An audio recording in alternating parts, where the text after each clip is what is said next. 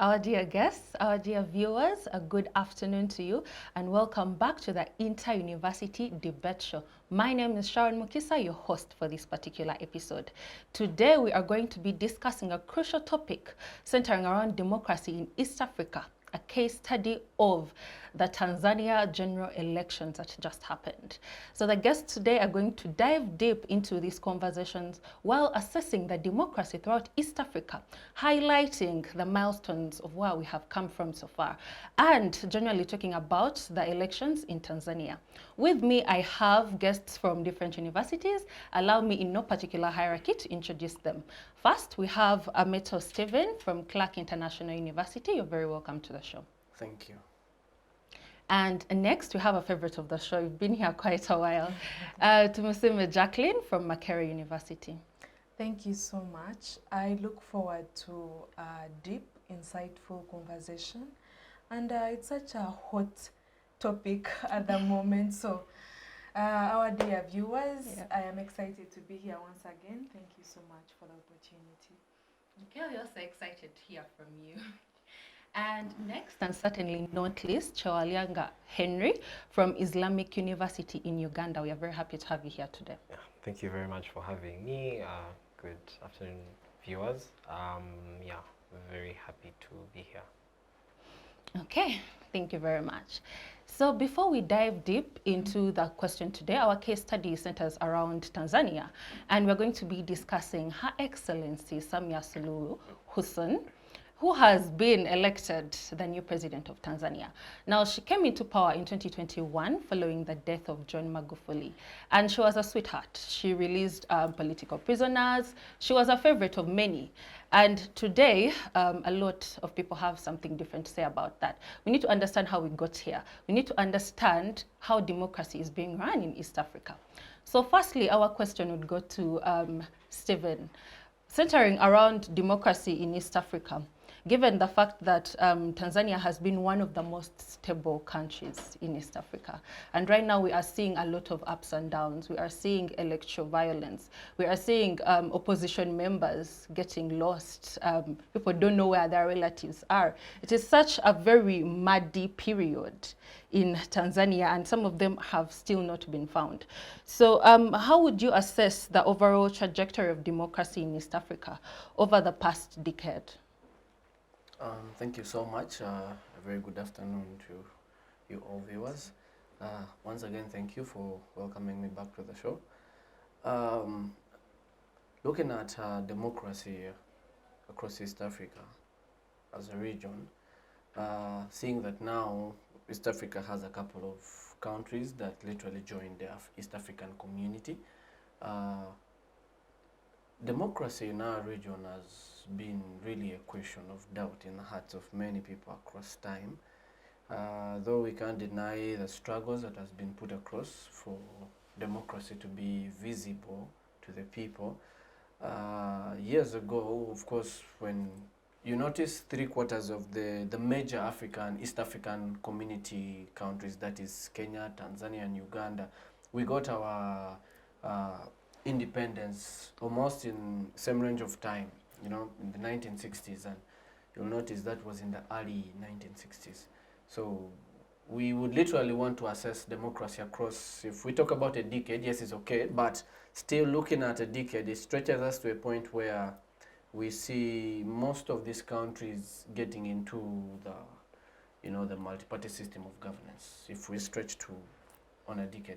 But picking from 1960s, it has been really a struggle, which I would want to prefer to say that the olden leaders, the primary, I should say, leaders that helped us more walk out of colonialism did a lot. They did their best. We thank them for that. However, as time moved on, we see a little bit of struggle. Primarily, all these countries began independence on grounds where there was a root of democracy that was coming out. However much I always prefer, when I'm talking about democracy, I prefer to assess democracy from the grounds of what we define as democracy, because for years now we have seen in Africa we didn't have a system of democracy. But when the colonialists came, we were given this term democracy. If you look around our languages and you translate democracy, you literally not find a word to term for democracy, because we didn't really have that system on board. But when it came in, we were given this language to use. Yes, and we were given the definition of it, true, and we received it. And somehow, somewhere it has worked for us. Though when we look across, speaking on the range of 10 years, like we're talking about, there's been a struggle for East Africa, because East Africa as a region has been in a developing state.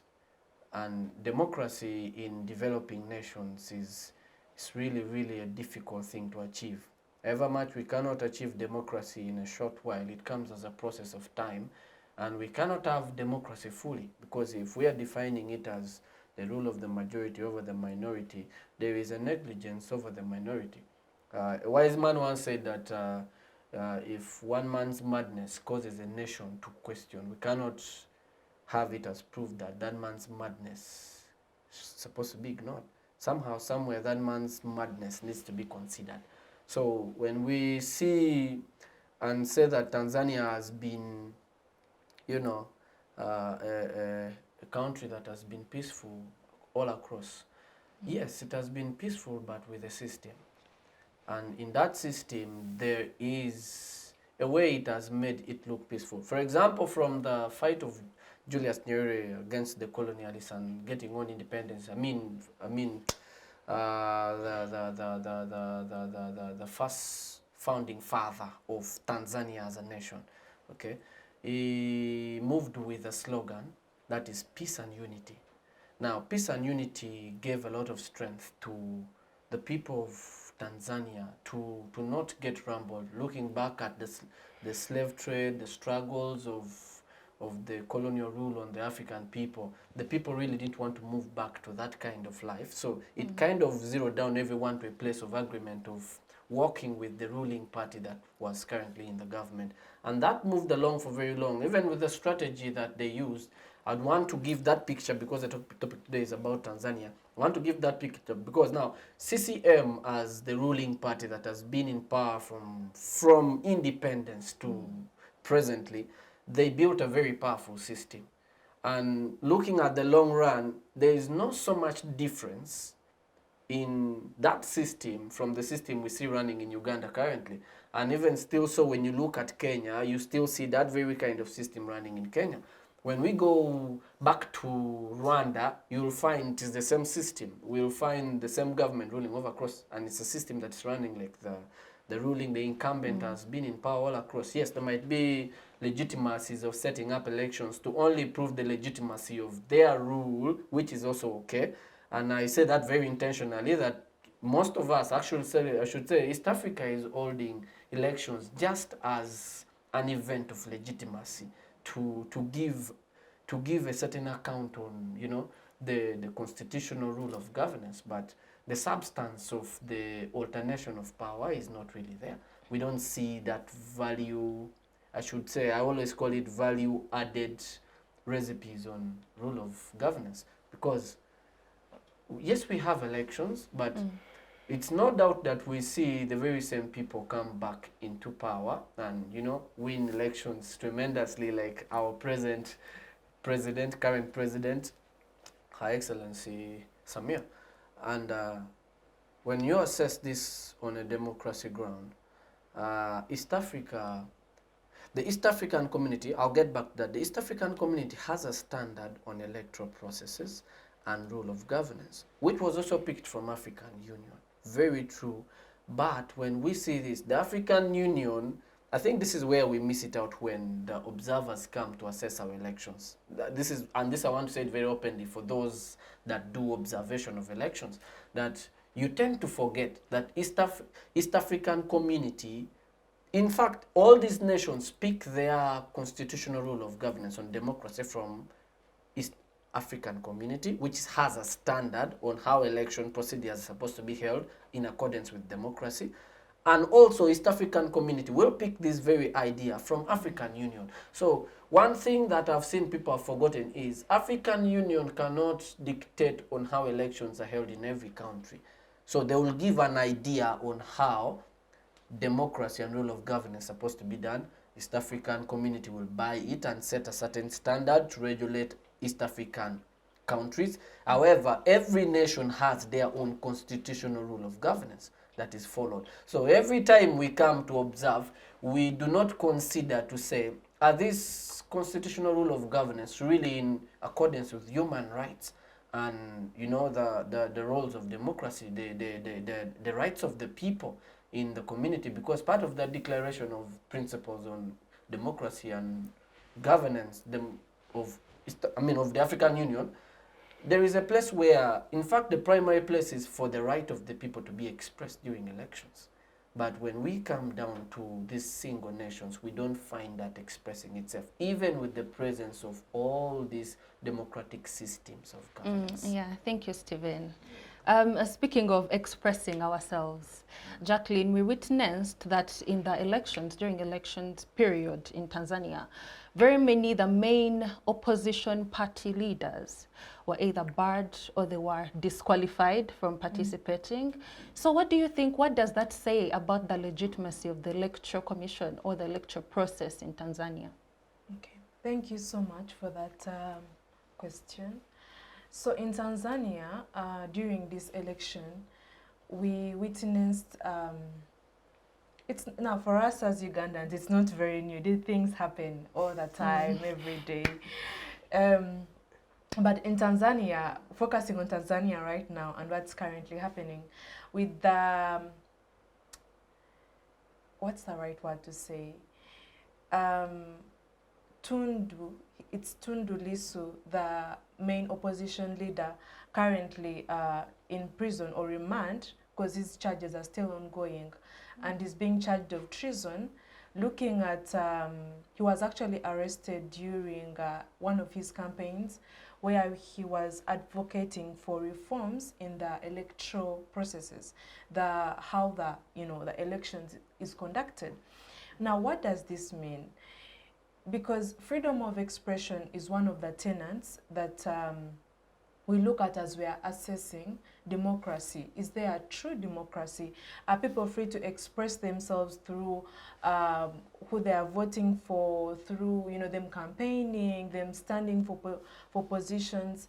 I remember an ongoing meme on Twitter about how the ballot paper in Tanzania, it looks like, first it is Samia, then against Suluhu, then against, Hassan, then the last one is Idi Amin Mama. You understand? So when you look at, we may say it is a meme, but this is the contextual reality of the people in Tanzania. Finding that this opposition party, Chidema, Chidema? I think that's how it's pronounced.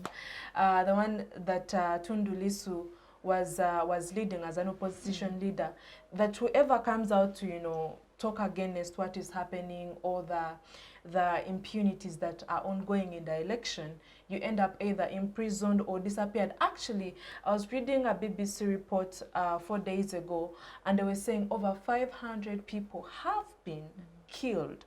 And that is just an estimate, because we don't know how many people have been killed.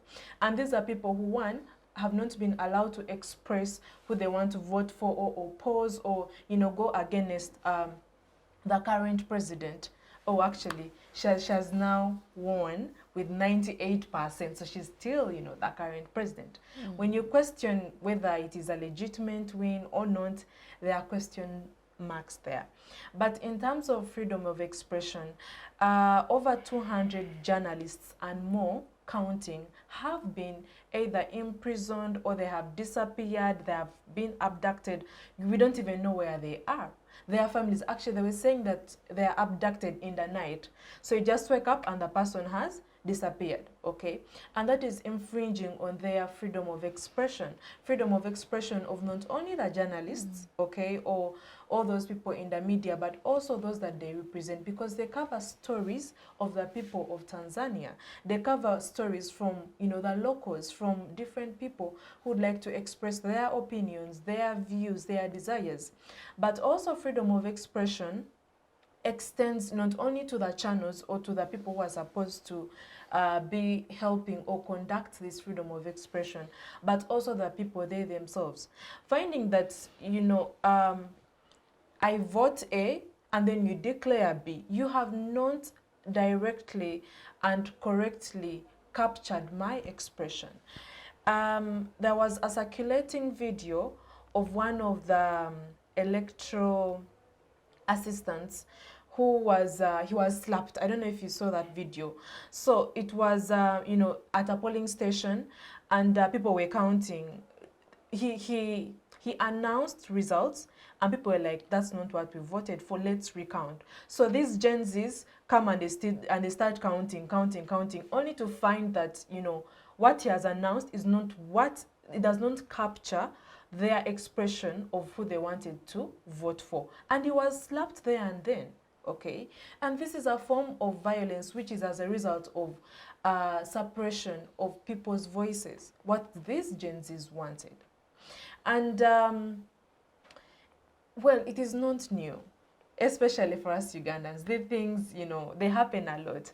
And during electoral periods or when elections are ongoing, there are many instances or claims of, you know, journalists were beaten up, journalists were, you know, they've been abducted, they have disappeared, forced disappearances that we don't know where they are. Some have even never been found. Some, you know, by the time they're released, they're being tortured and now they are silent. So all these contradict freedom of expression, freedom for one to voice what they think, what they desire, to express themselves freely without force, and also being allowed the avenue to express themselves.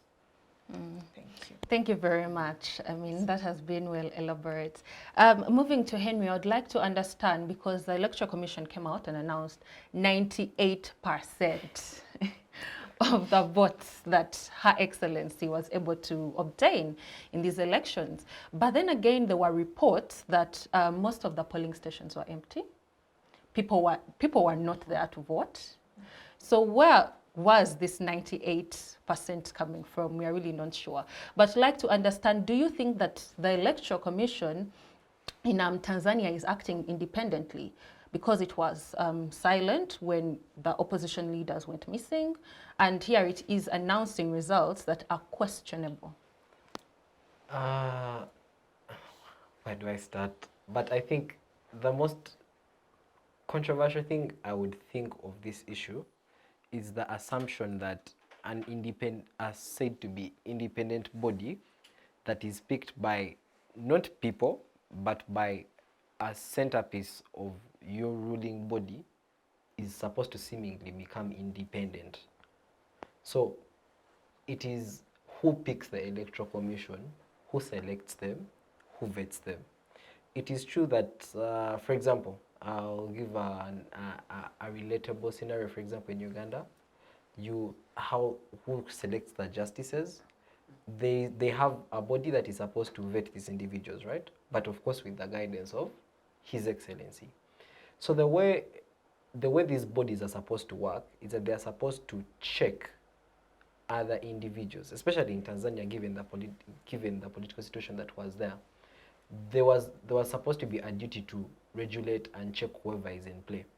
It becomes very difficult for that body when the people that work in that body have been brought in by the same person. So even if you would want that body to provide some level of accountability or showcase some level of, I don't know, justice, probably question the ongoing government to hold people accountable, it could be very difficult for that body to achieve that level of utility you want it to do. So it means under any circumstance, you would have to expect everything to happen, but the person has to turn a blind eye, because no matter how much they have to announce the results you or we want, it's still the same. The same person also has interests of keeping their office. So, and I think there was a scenario in Uganda where as soon as the justice made a different opinion from what was, I would say, the assumed majoritarian opinion, he lost office immediately soon after. So the question is, do you choose between your job or keeping your position? Which obviously provides you benefits, or you decide to do the heroic thing and stand to defend what people's interests are.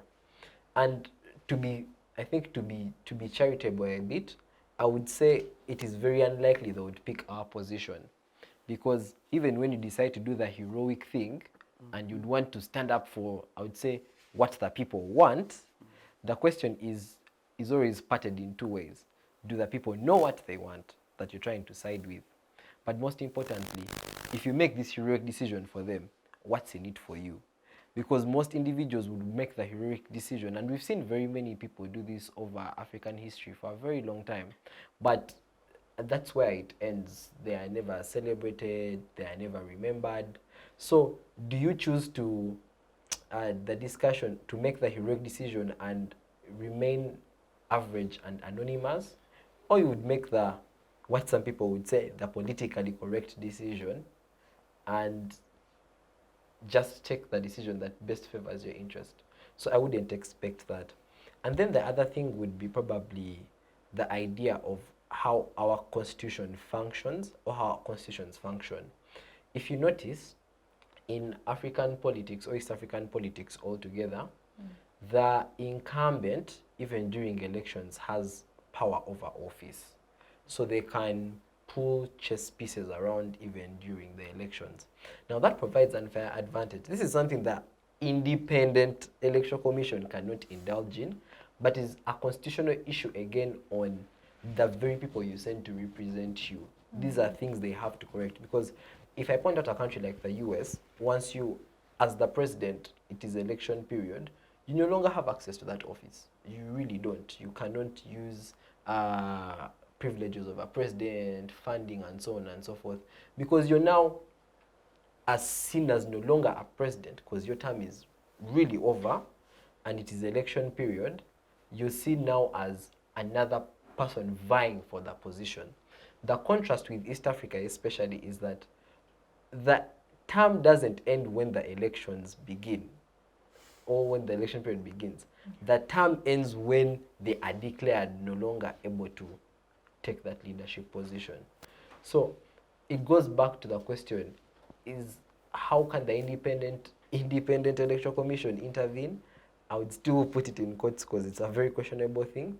I think they can't in this situation given the nature in which that independent body is formed. But secondly, with the, I would say, the tools they have to work with. So in this case, it is tools of law, constitutionalism, and the like. What do they have to work with to ensure that they give you what you want? And I think that's basically the chat on that. Okay, thank you very much. And moving on to Steven, given the fact that we've already stated that there was electoral violence, there was disqualification of main opposition leaders from participating, there was a lot of chaos back and forth, unclarity, lack of transparency throughout this whole election, throughout the whole electoral period.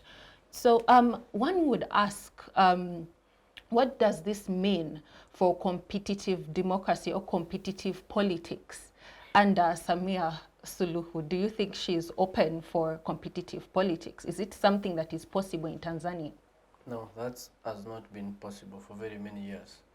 One, seeing from the first place that from 1961, Julius Nyerere, primarily, I don't even want to call it competitive politics because that one has not been existent on the African continent for very long, most especially in the developing countries. We don't have competitive politics. We only have, I would want to say, political elections. There's nothing competitive about African elections. That's why in Uganda, we hear people say, we are going to vote, but we know the results. Because they know, obviously, there's no competition in this thing. We are just doing a drama show on stage, but when we know after the drama, we all go back home and focus on the gloomy faces and the burdens of problems we have with ourselves. We are laughing out in the public, but in the back we are crying in our hearts. That's majorly the picture of African elections. Now, when we look at Tanzania, Julius Nyerere ruled from 1961 up to, I think, 1972, I think, something like that. And you cannot term that as competitive politics. Yes, primarily when Tanzania got independence, there was multi-party system, but the opposition was not that strong. They were weak. They couldn't compete. They lacked a lot of things, you know, civic education, seeing that they had just gotten independence, a few where elite people would really understand the rule of governance. And also later on we realized that Tanzania comes out as one of the socialist African states. One-party governance comes in and they rule for a very long time. And from that time we have seen CCM has been the party from the start. Even when it was still TANU, it was still having the same system of governance. And all across we have seen, yeah, we might have alternations of leaders coming in here and there, differences of people who have ruled, but under the same system that was built from the grassroots to the top of it. We don't see any other political party have a certain ground. Let me give you an example. Looking at the competition in 2020, this is funny because I'd been following this from very early. I had some friends in Tanzania back then, some people we studied with. Now, in 2020, there was a very amazing scenario that we are having over, in fact, let me just give the statistics. This will even be much more better. In 2020, we have over, I should say, around 27 million people, you know, registering to vote on percentage. And then, out of that, we only see half of that number, okay, show up to vote. And in that number, it comes out and they tell us, oh, now because of this, they announced these elections this way. The 50% that voted, we notice a very strong, very, very strong rise on the win. The percentage of the win was at 80. Very strong. We go back to coming to these very elections, very recent elections. We find a very large number that comes in to participate in elections.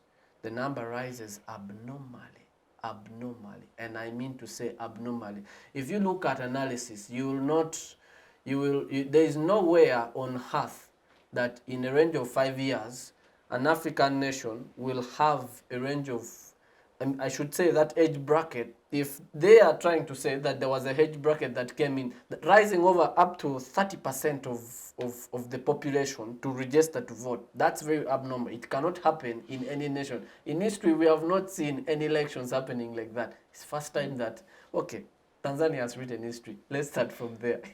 They have, so far, yeah, in a future time we'll give an example that there was a nation that once had an uprising of people that registered for elections that rose by close to 30%, which has never happened. Now, looking at that, and then she comes back from a win of 50% in 2020 to 98%. Let's reassess. This is this is amazing, because there is no way you will tell me that a 30% of the population eventually change their mind and say, no, this is the person we want, because now what has happened, this is what we want. You can't have such a competition. One, you cannot say there's competition when the opposition is not present. We have one person on the ballot paper. And then secondly, we are having competitions which are taking place. We are calling it competitions taking place when the incumbent in power has the rule to use all resources. Primarily, if you see the reports, Her Excellency was using state resources actually for campaigns. And there was already a scenario. You see, I love politics for one thing, that someone will come on TV and give an very, very vague explanation for something that is very visible in the eyes of everyone, and nobody can reject it. They tell you, we removed internet because of security. You mean, so all across there was no threat on the internet that it was only during elections that you could remove. we are having pirates moving into Tanzania. Every time if you watch Tanzania news, there are cases of immigration by pirates into the country through the sea. You'll find those ones, but it is okay for internet to be there because that one is minor. We have issues of rising threats of terrorism within the country, but it's also okay for the internet to be on. Whether they bomb the country or they don't bomb it, it is okay. Why? Because your throne is not threatened. You see, I tell people that just because the size of the chair you sit on is large, it does not make you a king. Simply because the size of your seat is large enough, it doesn't mean you're a king. You see, it's like the African proverb that says that when the cockroach wants to rule over the chicken, it will need to hire the fox as a bodyguard. Why? Because it is now this is actually what is happening right now. Why? Because it's very simple. We are seeing rumors, I will not claim this, allegedly, we have seen Ugandan forces moving into Tanzania on Tanzanian uniform, right? Allegedly. Now, the fox is moving to guard the cockroach to rule over the chicken. We have seen these scenarios happen in East African politics. There is this that they always keep saying that is called the kingmaker. When Museveni was getting into power, there was a certain team of people that guarded him to get into power. There was a certain group of army that walked into this country that I will not mention. The books of history will say it open. They moved, and they were the ones that actually fought to set this president into power that has sat for long. Same story with Jomo Kenyatta. That there was the chairperson electoral commission of that time in Kenyatta's time was confused on how to announce the results. Same story with our Mwanga this side. When he was confused, chairperson electoral commission, when he was confused, it was Kenyatta that made the call. They asked him, what should we do? The results are different. What should we do this way? And then they said, no, announce it this way. These are the results. And they gave Mwanga to announce. This is on record. Now, these are not my words. They're on record somewhere. If you research, you'll find them. Now, you realize the same story that happens in Tanzania when Julius Nyerere was giving, in fact, there was no elections done in that time. Julius Nyerere simply handed over power to Mwinyi. You know, I don't want to say there were elections because it's the same party, same people. There is no, you can't say that there was a competition and this person won. This is the same party. It's like they just agreed and said, now, I think I've done my time, now you continue. Looking at that, you can't say there's competition in these elections. Why? Because already the opposition is in prison. Everyone that would have competed is in prison. One person cannot compete. There's no competition there. It's as though she's competing with her previous results. Maybe we say that she wanted to just rebeat her record, which she has already done. She has beaten her record. We thank God for that. But already in the face of the whole world, it's visible to say that there was no competition on this thing. Okay, thank you very much, Steven. So far we have understood how the democracy in East Africa correlates, and we have understood how Samia Suluhu rose to power, and we've also discussed the competitive politics as per Tanzania. So we want to hear what your comments are in the comment section down below, and we shall be back shortly after this break. Digital rights are those human rights and legal rights that allow individuals to access, use, create and publish digital media or to access and use computers, other electronic devices and telecommunication networks. Digital rights include a right to freedom of expression, information and communication through technology, a right to privacy and data protection, a right to credit for personal works, a right to universal and equal digital access, a right to identity, a right to anonymity, a right to be forgotten, and a right for protection of minors, among others. The state's digital rights are frequently violated through various unfair actions, for example, blockage of websites and social networks, theft of credentials, unauthorized use of people's data for personal gain, privacy intrusion, online censorship, arrests and intimidation of online users, internet blockages, and the proliferation of laws and regulations that undermine the potential of technology to drive social, economic, and political development worldwide. It is hence every citizen's responsibility to respect rights of other digital users and to speak out or report to the responsible parties when one's rights are violated. Welcome back after the break. We are still continuing with our discussion, which is the state of democracy in East Africa, a case study of Tanzania. And in this case, we are looking at Her Excellency President Samia Suluhu Hassan. So coming on to Jackline, I would like to ask you a question. Are women like Samia Suluhu judged more harshly than other male counterparts, or is their bar generally a different one? What take? Thank you so much for that question. Actually, it is one of the key elements that are standing out, not only in Tanzania, but in East Africa, a perception or a gender perspective on leaders. That I don't think she's coming in the spotlight, or the spotlight is actually on her only because she is female. But the whole discussion, there's been a whole ongoing discussion of, female leaders, like this is why we should not entrust female or whatever women with power, because look at what Samia is doing. And yet we have had male counterparts do worse, even worse actually.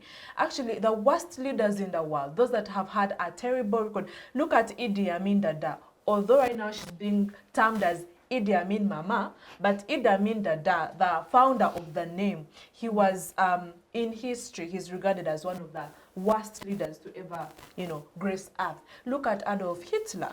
Look at, all these leaders that have been in power before. The males actually have had a worse record than females. I know, please do not. In Uganda, of course, we have not had an opportunity of a female president. But look at Namibia. They have had, actually, their female president who was elected back in March. Yes, we may argue that, she's new. Even Samia, when she was just new, stepping into power after the death of the incumbent then, the late Magufuli. She was also good. Even the Namibian president right now, she's good. And maybe in future she will turn out bad. But the whole aspect of, gender, female, when they are doing great as members of parliament, no one comes out to say, all female members of parliament are, doing great or bad. They are categorized as leaders, as, representatives. But it is when we get to presidency that now they start, female presidents. This is what happens when you empower a woman, when you give her the topmost, position and office. And now it is breaking down, which is truly, really, really sad. I was following the story of Kenyan leader Karua Martha, and she has she aspires, or she has aspirations to run for president actually. And right now the Kenyans on Twitter on fire, like, women in power, aren't you copying or aren't you learning something from Tanzania? Look at how women behave in power. Yet she has actually performed so good in a lower position. So the whole situation of it's a female president. What do you mean by a female president?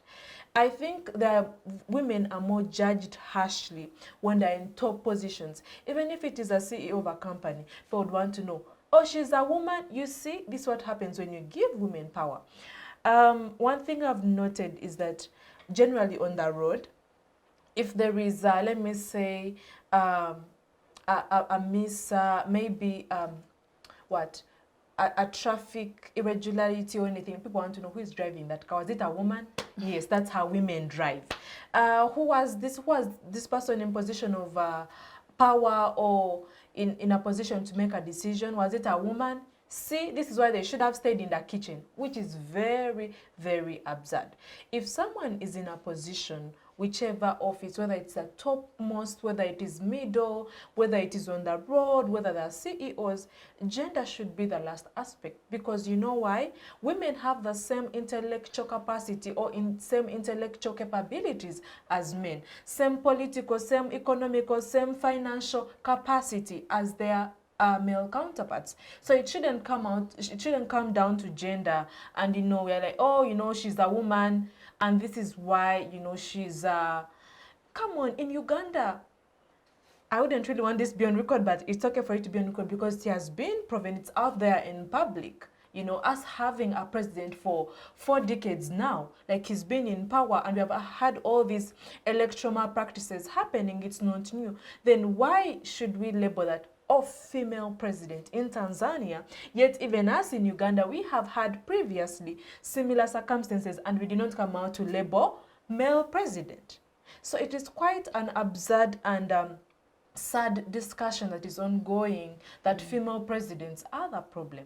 Gender should not be it should not be the basis. It should not be the, you know, the sieve for who is a good leader. Oh, this worst leader is because she is female or she is male. It should come down to capability, to capacity, and gender irrelevance. Thank you so much. Thank you very much. Steven and Henry, is there anything you'd like to add on the same question? On the same question? Or on anything that you mentioned? I just want to say, you normally would think your mother's food tastes the best, till probably you test, you know, something else outside. The reason being is, this is based off, I think it's psychology. Human individuals normally make decisions based on, I think, primarily 2 things, which is past experiences and also social predispositions, right? Social or biological predispositions. Now, the idea behind social predispositions are things like religion, culture, which I also do think have been largely shaped by people. So all those things lie into even the person who shaped these predispositions went through some level of experience to like decide what should exist in that context or not. I genuinely think the question is, are women judged more harshly when they are leaders? I would say no. Is Her Excellency Suluhu being judged harshly for being in that position? Yes. No. She's not being judged too harshly. I think it's objective criticism of specific individuals. Because there's so many female leaders we have. I think largely Africa has probably the biggest number of female leaders, right?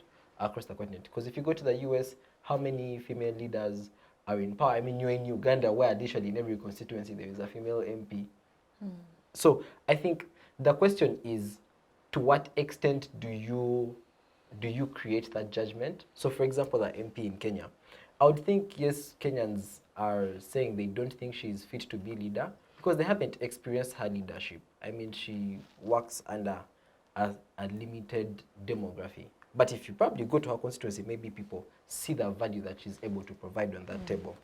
On the other hand, the rest have to work with is their past experiences of engagement with female leaders in that specific scenario.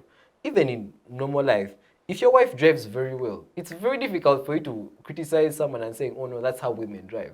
Because in your experience, there is someone who actually does drive very well and is female.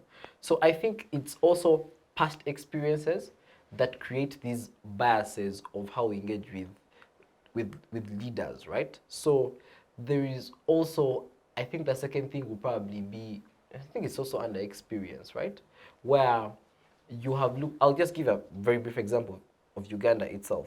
You have a Minister of Health, right? We saw how the Ministry of Health handled the entire COVID-19 pandemic. They are failing to account for beds in hospitals. They're failing to account for where some of the money is going, where the food distribution channels are going. So if you have such an experience under that leadership, it's very difficult for you to have a flip side idea of that issue. It's very difficult to walk up to that person and say that I think a female minister could be very good for this position, when to the best of their knowledge, they've seen a female minister who has done completely otherwise. That is why in Uganda, when you say female leaders are bad, I don't think people would genuinely agree with you, because they've still faced and still seen good women lead. Look at the previous Speaker of Parliament, right, Honorable Kadaga, Rebecca. So people know there is potential for female leadership, and that is why there's a lot of women empowerment in Uganda for more women to take leadership positions, more advocacy for female MPs, and youth leaders. If you look at the youth leaders, people still have no problem having female leaders. Right now, the needs is in the NYC. You have more and more female people taking up that space because society allows this and has no problem with this. The contrast probably would be with other communities that haven't had the luxury of experiencing that kind of good leadership. I don't think we would blame them for having, I would say, a sexist opinion towards this. I think the proper person you would say is judging you based off your gender is someone who has been able to experience both from the same different people, but still chooses.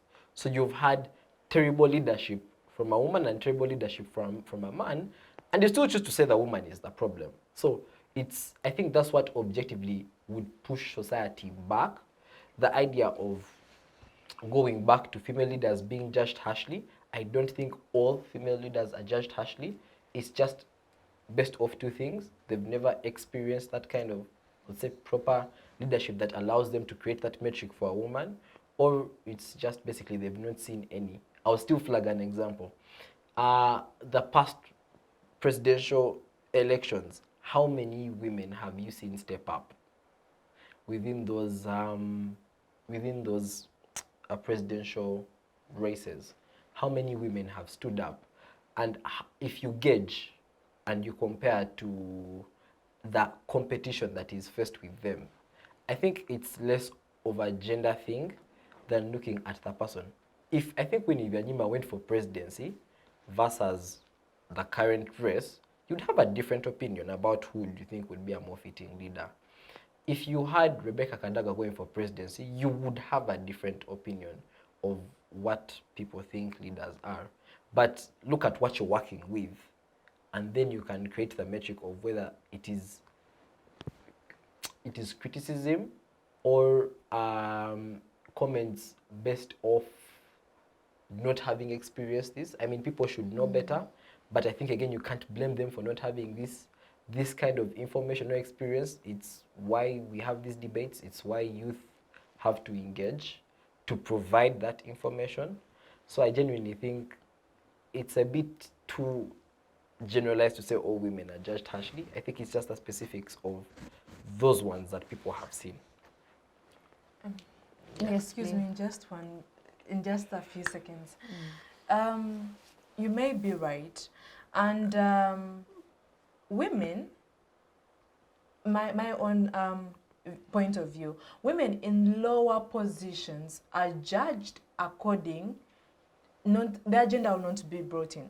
For example, if it's a terrible maybe decision by a company which is head by a man, or maybe let me say it has to do like a secretary who is female, they may not bring in her gender of, oh, a female secretary, but let it be a female president or a female CEO. That's where, I think women, when they're in topmost positions, because actually when you look at the percentage of women in topmost positions in any corporation, company, in any country, it is far less. Most women are in positions of, I don't want to call them inferiority, but they're in positions at a lower tier. For example, secretaries, assistants, deputies, those are the positions, female designated positions, which is improper in my own opinion. But when you go to CEOs, to presidents, to people who hold, decisive power, to people who are in the topmost seats, when it is a woman, then her gender, in my own opinion, her gender is brought in. You're talking about experience, as people have not experienced this person in this office or women in these offices. Yes, it is true that actually fewer women go for the topmost positions. There are various reasons for this, and I I don't say don't judge them, or I wouldn't judge them. There are various reasons, whichever reasons they hold, they may be valid. But the experiences of these women in lower position, even if they went to the upper position or to the topmost position, for example, from MP, then you become president, people would be like, you know what? They'll bring in the gender. For example, even Samia herself, when she was a deputy to the president, when she was the vice then, people did not bring in her gender because they expect you to be a vice. They expect you to be a deputy. But it's when you get to the top position, to the presidency, to that top tier level where your gender will come in. It was a female, it was a woman, it was a mother who did this. Me, I think it still comes back to how society views women from a gendered perspective, that women in power or women, you know, holding topmost positions, the scrutiny is higher.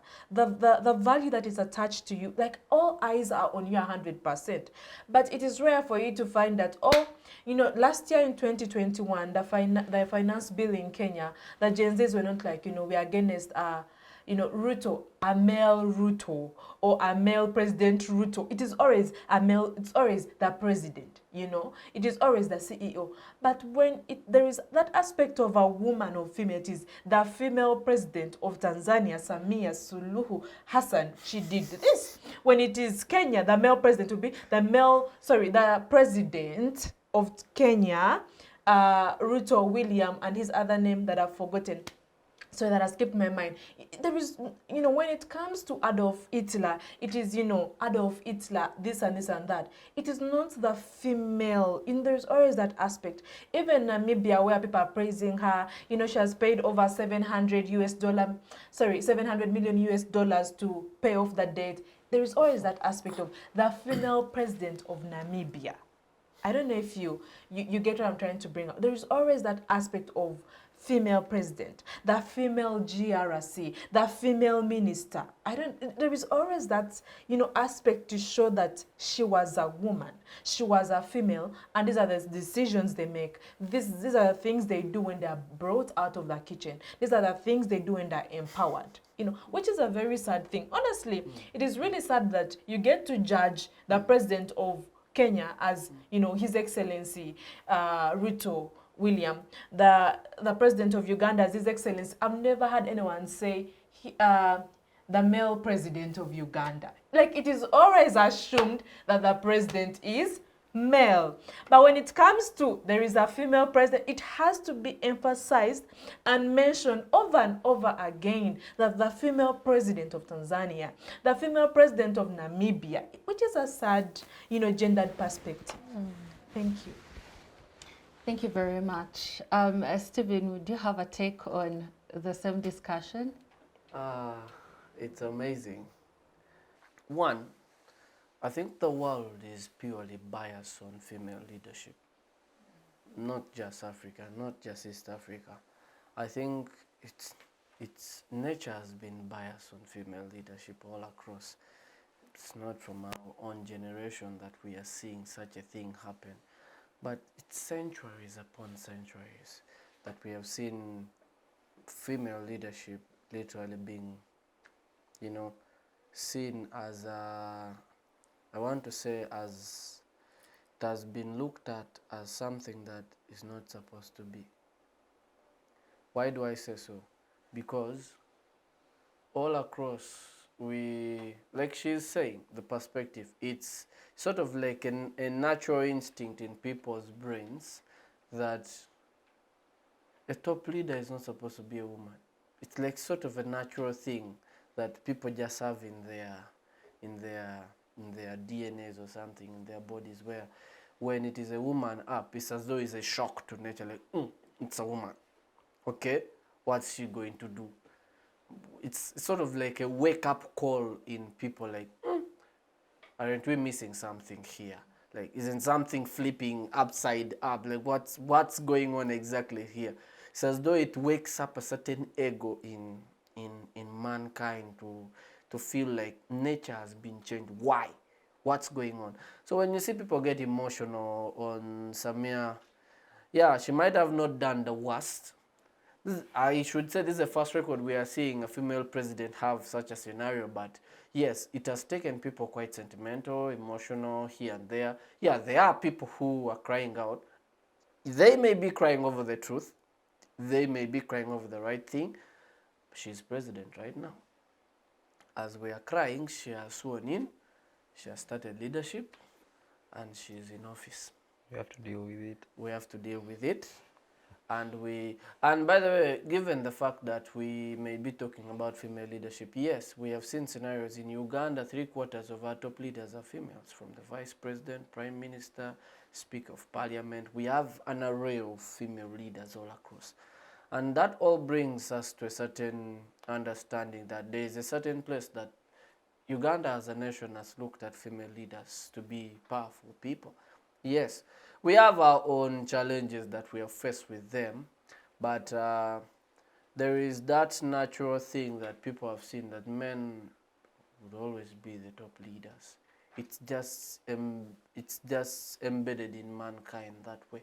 And we're not about to change it, because this is more than 10,000 years now. I should say more than 1,000,000 years, because it's something like built in people's DNAs that a man is supposed to be a top leader.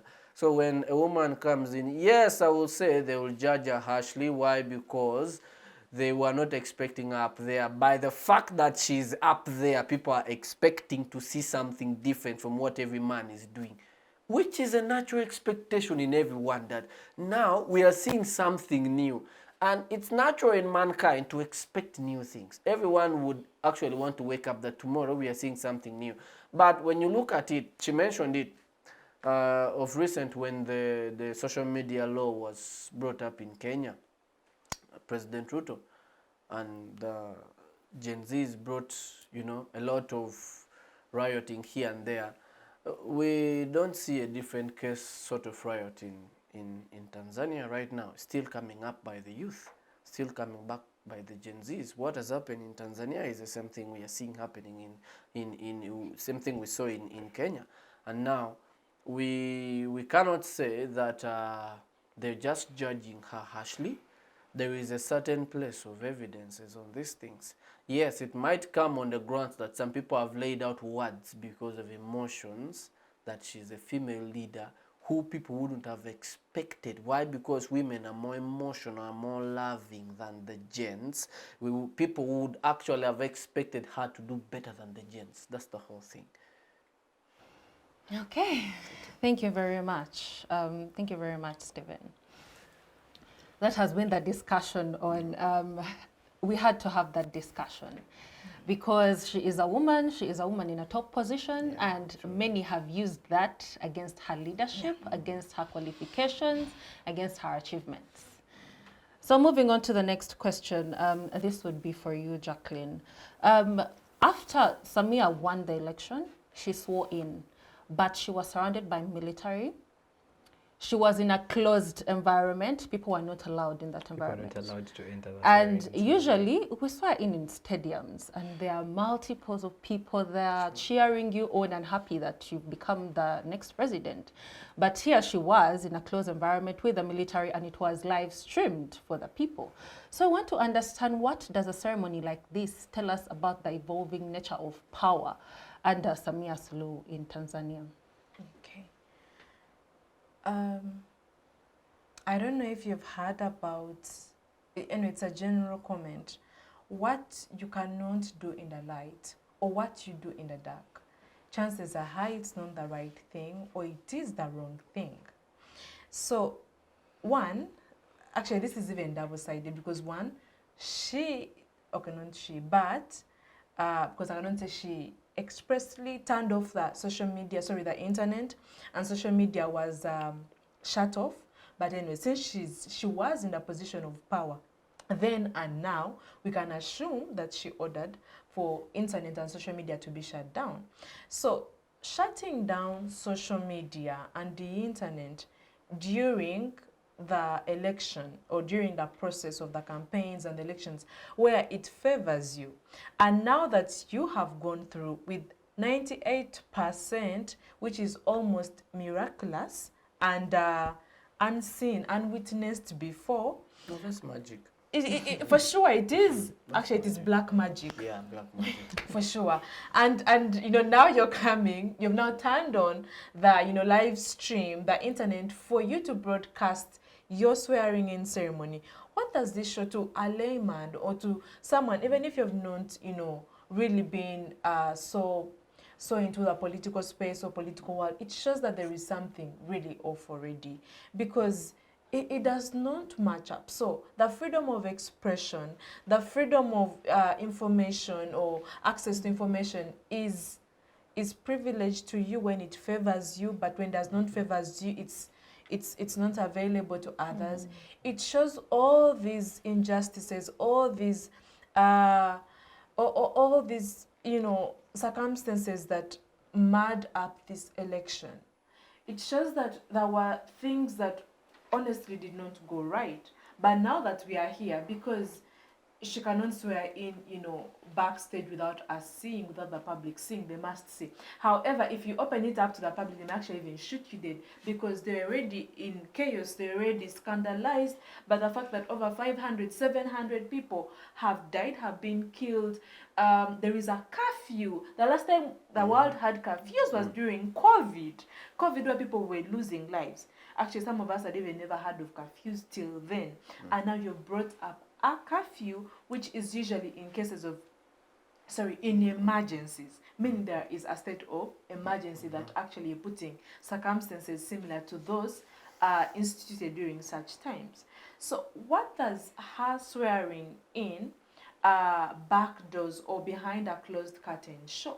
It shows, one, that she accepts that there is a state of abnormality that is happening, or that is actually current in Tanzania, that the public is not ready to be present, to witness, or was not ready, to witness her swearing in, to witness the legitimacy of her victory. Because why are you hiding from the same people you're serving? Meaning there is what? Something, there is a bar, there is a boundary between you that is not allowing, or is not validating your position now and their position. Then that's why you need to hide, because if you come out in public right now, they may actually kill you. They may even, you know,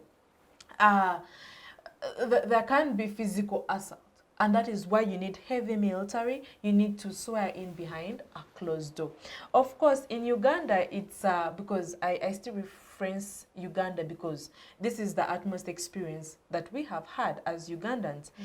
All these things happen, you know, people fight, people, you know, people claim all allegations and all these. By the end of the day, when the president goes to Kololo, either he plays his game really smart, that there is enough crowd to come and validate or legitimize his victory, or, well, the election was really legitimate, that does not need to, you know, play smart games.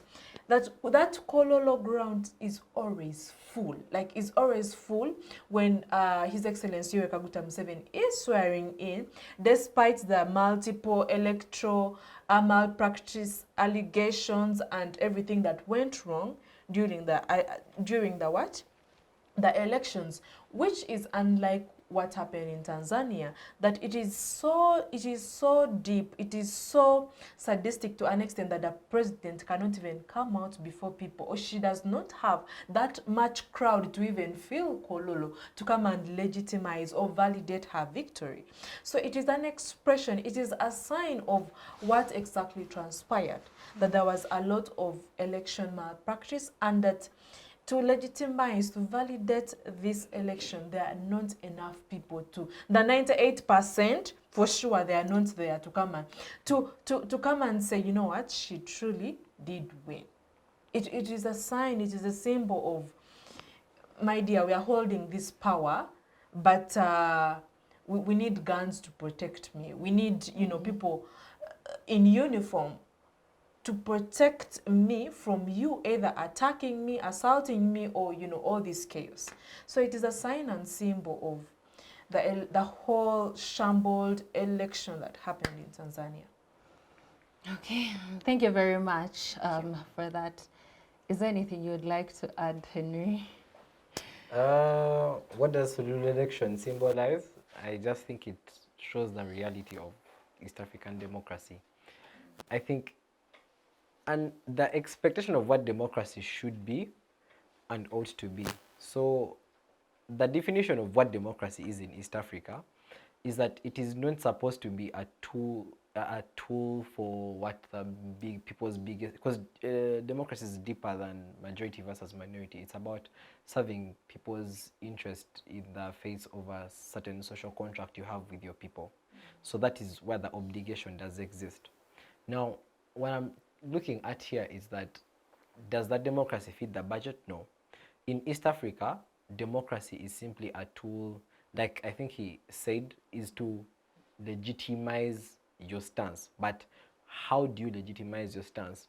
It's simply to just show the people that are supposed to give you aid, that are supposed to give you funding, that are supposed to fund all your projects, that you are a country that is worth investing in, because no one wants to invest in a political hotspot. They want a place where they know people do vote, they hand over power, and things happen, swearing in, and that's how it's always been across.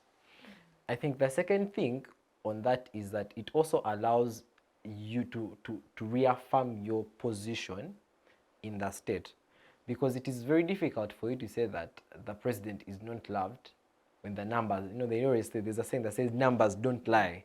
So if there are numbers that show that you won an election with 98%, previously their neighbors, Tanzania's neighbors on the left side, one wins with 92%. All these things symbolize that that's how you reaffirm your power. Now, democracy for the opposition parties, other political parties, to me, or people who haven't yet gone into power, is normally a tool to specifically get themselves there.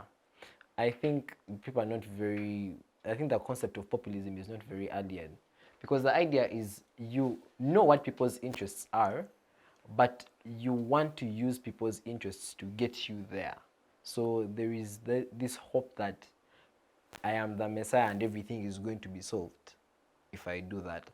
But as history has shown us, specifically from Kenya, that's not always objectively true.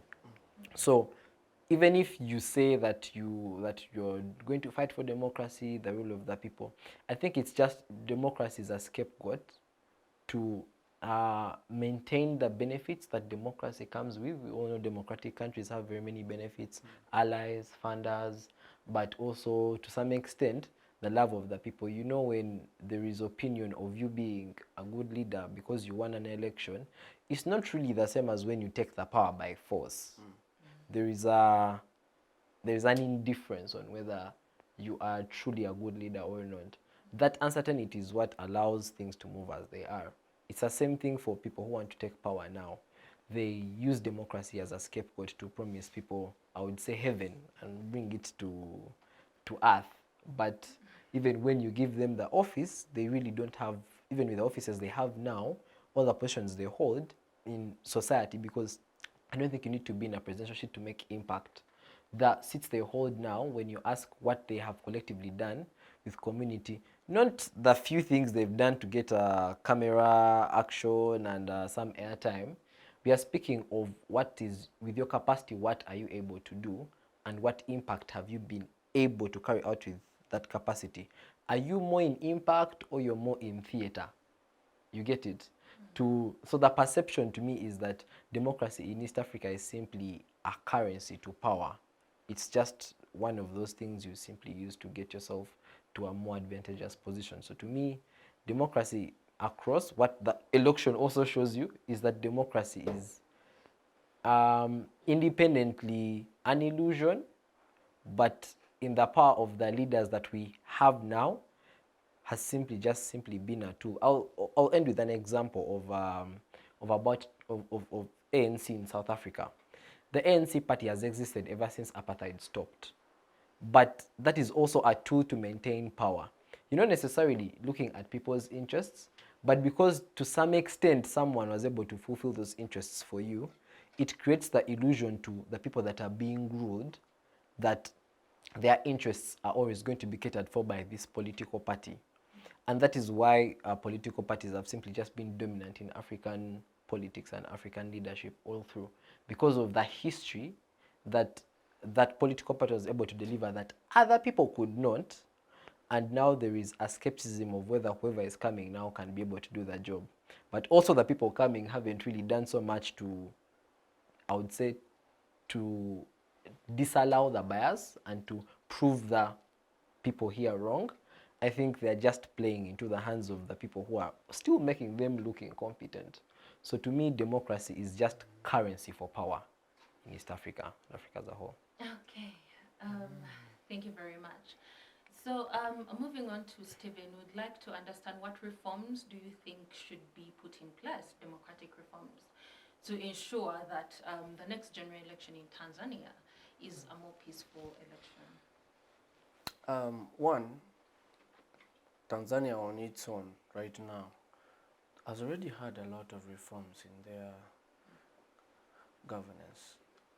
Continuously having reforms without the implementation of the previously amended reforms is a waste of time. I always tell people that Africa is busy doing everything and ends up doing nothing. We are everywhere, yet we are nowhere. We are the ones who do the most scrolling of TikTok videos and yet improve nothing about ourselves. And that alone attaches ourselves to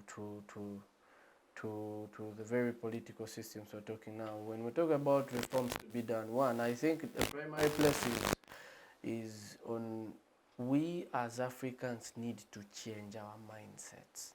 That's one. We may set up laws and constitutional ways of governance, but as Africans, as individuals, we need to primarily change our minds about leadership, about governance. We had a system of governance earlier on, back before the colonialists came.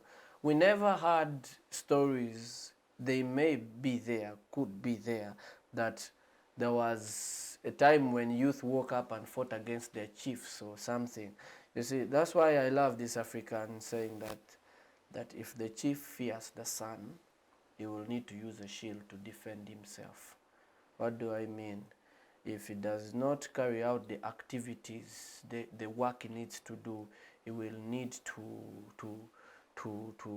guard himself from the violence that will come ahead. And that's exactly what we are seeing coming, because the people up, the incumbents, the leaders who we look up to did not really implement, they did not come out to do the real work of what is visible in the eyes of the people, to come to evidence in our hearts that really they are doing what they can, or they are actually implementing these laws. At the end of the day, because of the depth of the pain in people's hearts, definitely they have to use a shield to defend themselves. That's why we are seeing the whole internet bit going off here and there, blah, blah, blah. But that all can be changed. One, like I said, us coming into play, us changing our mindsets about leadership.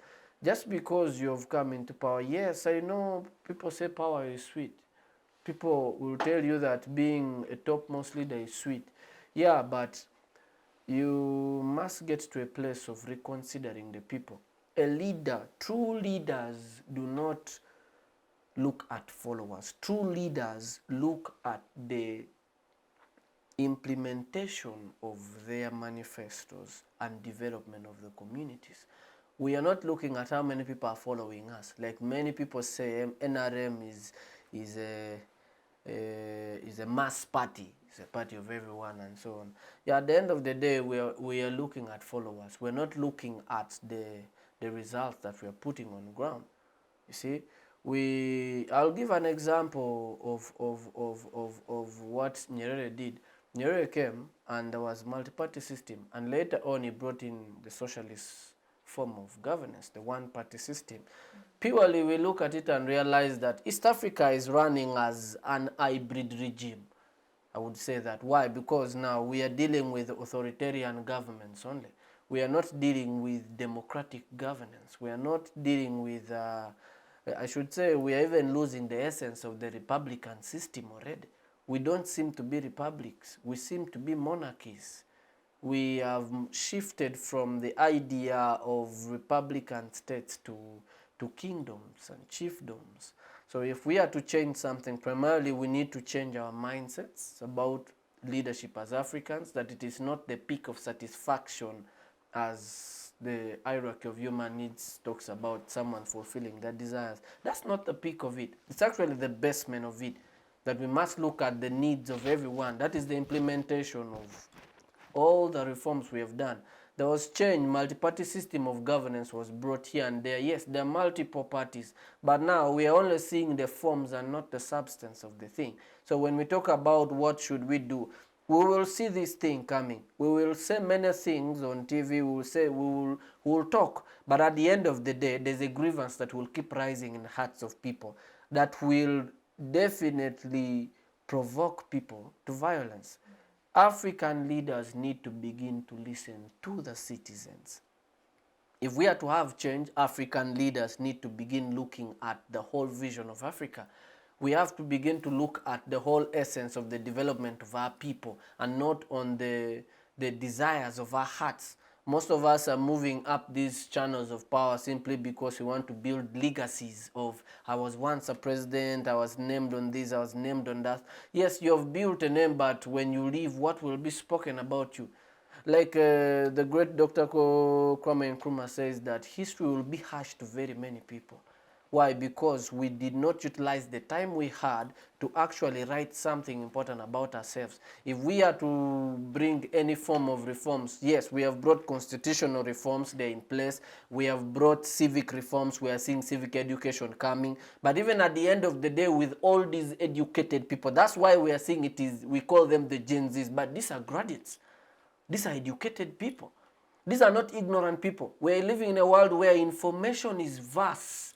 People have access to all kinds of things. ChatGPT is there, Google is there, Yahoo is there, WhatsApp is flowing, and everyone has access to a lot of information. So we cannot simply say that these are, uncivilized people or people who have emotional, uncoordinated criticism against the government. No, we have to come to a place on realizing that there is a desire on the hearts of African people, and they need change, they need growth, they need development, they need improvement in the systems, and it will reach a point that Africa, and I want to say this openly, I always tell people I meet that Africa is in a process of revolution.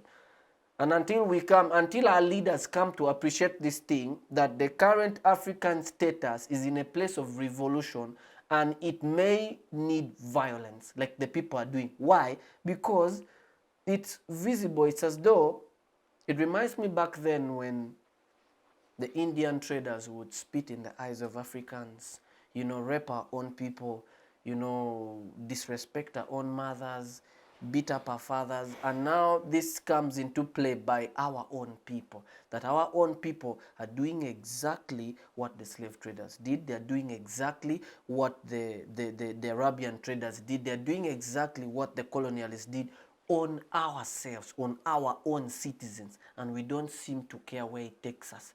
Meanwhile, the people who buy the very interest of funding this very interest, they're prospering. And we look at this, I would want to comment something on why they put off the social media. At a certain extent, I buy that idea. Why? Because Africa has failed to sell the picture of themselves. We only sell the picture of what the world wants to see about us. We only give the world what the world wants to see about us. We don't give the world what really we want the world to see about us. So we are living a shadow life of an adolescent who wants to live status quo. It's like Africa is living like an adolescent who wants to give a certain picture of themselves. Meanwhile, there's a real life that they are walking with every day in the dark. We as Africans, number one, must come to the place of embracing ourselves to deal with African issues by ourselves. We are buying ideas from outside to bring change in our own systems. Julius Nyerere brought the system of socialist governance, the one-party system governance. President Museveni brought the same thing. We see the same thing Julius Nyerere did years ago. We see the same thing happening in South Africa. We see the same thing that happened in Ghana. when Dr. Kwame Nkrumah came. We see the same thing happening in Nigeria for years. But all these things, you realize they brought us to one ground, that there was an external influence that brought us to say the only way you can have democracy is through multi-party governance. But when we look back at the white man, we have monarchies that are dealing with democracy. Sweden has a monarchy. Norway has a monarchy. England has a monarchy. And yet all of them are using democracy. And now it comes back to our country when I love to call him doctor. Why? He was wise. I love to call Mutesa a doctor. He had a certain intelligence when he requested the Queen for us to use the very system that was being used in Britain. Very many Ugandans refused that. Why? Because Mutesa would have been still king in this country and yet would be having democracy running in our systems. And that was a far much better system than what we have right now. Why do I say so? We have never heard of echoes of commotion in England. Have we heard that Sweden has issues? Have we heard that Norway had issues? No, but they are using democracy and they are applying it. What am I trying to say? We are buying systems from outside that does not fit with our cultures and mindsets and systems of life. We have failed to build things. You only simply hear our systems, like for example, the new curriculum we have is from South Africa, but we have professors in the education systems in Uganda. Couldn't we build the education system by Ugandans? Couldn't we build a system of elections by Ugandans? Why must we buy ideas from other nations to build ourselves? Why must we use the neighbors' ideas to reform our own systems? It's like picking, you know your status as a developing nation, but you're using a system of a first-class nation to run a developing nation. Why must we do that? We must build a system that functions that befits our status, that befits our culture, that befits our people. Africa has a culture. Uganda has a culture. We have over 100 and something tribes in our country. And we have different systems of leadership. Why don't we bring in cooperation to build our own system? Okay, so what you are saying is that we should build a system that represents who we are and our cultures. Exactly. Okay, thank you very much, Steven. And today that has been our discussion surrounding the state of democracy in East Africa, a case study of Tanzania, and in particular, Her Excellency Samia Suluhu Hassan. We have been having guests from all over the country, I suppose, from Clarke University, from Makerere University, from Islamic University in Uganda. Thank you for watching the show. Till next time, I have been your host, Sharon Mukisa.